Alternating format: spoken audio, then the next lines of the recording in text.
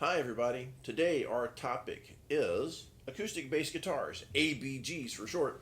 We're going to talk about the 5 things you need to know if you're thinking about buying an ABG or if you just bought one and you're trying to figure out what to do with it.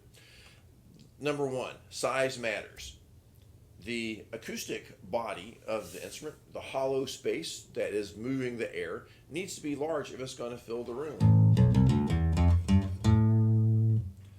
If it's a small body one, and you may see a lot of different brands out there that have small bodies because they're basically made for an acoustic, like an electric bassist who wants to just practice offline. He's not plugged in. He wants to practice late at night, not wake up everybody in the house.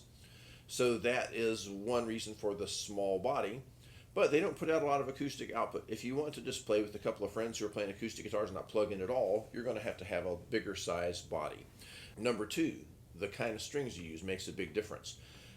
These things come generally with bronze wound strings that look like just big fat acoustic guitar strings.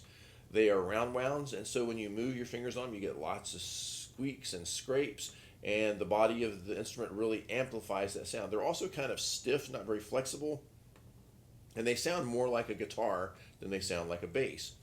So I replaced my strings with nylon tape wound strings. These are Diodario's. Labella also makes them. And this is just a standard 34-inch scale length set. And the nylon tape wounds have a steel core with a black nylon tape around them. So you get a nice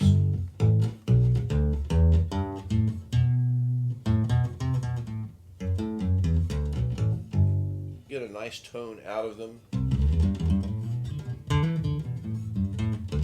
And the biggest thing is that there's no string noise. They're nice and smooth. They sound good and thumpy. The third thing is neck dive. You let go of the neck on this thing and it's heading for the floor.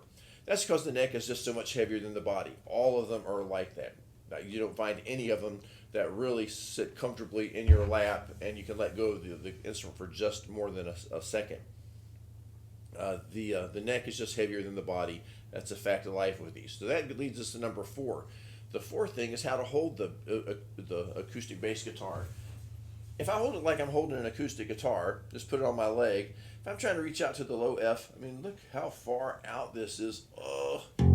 I can barely reach that low F on the first fret.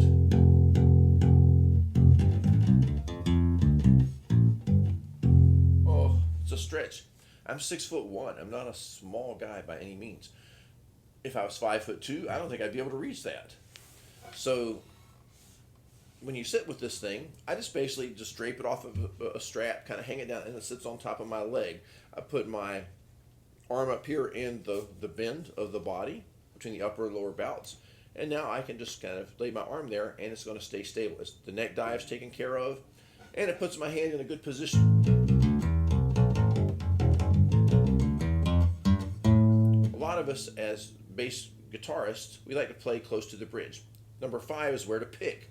If you pick back by the bridge, you're going to get this real kind of bright,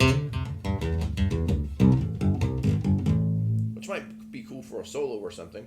But if you move your hand up towards the sound hole,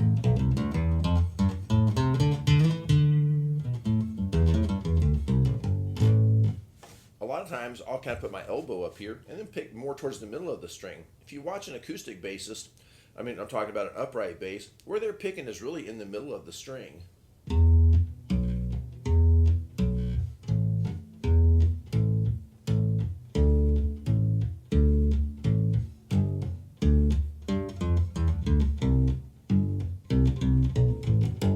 So right here is a good sound for just getting that kind of thumpy bass tone.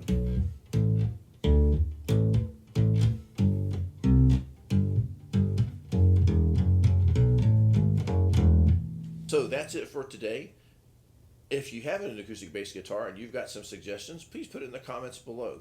If you are new to the instrument and have some questions or some observations, please drop a comment in there as well. Thanks again for visiting the channel, and we'll catch you next time. Bye.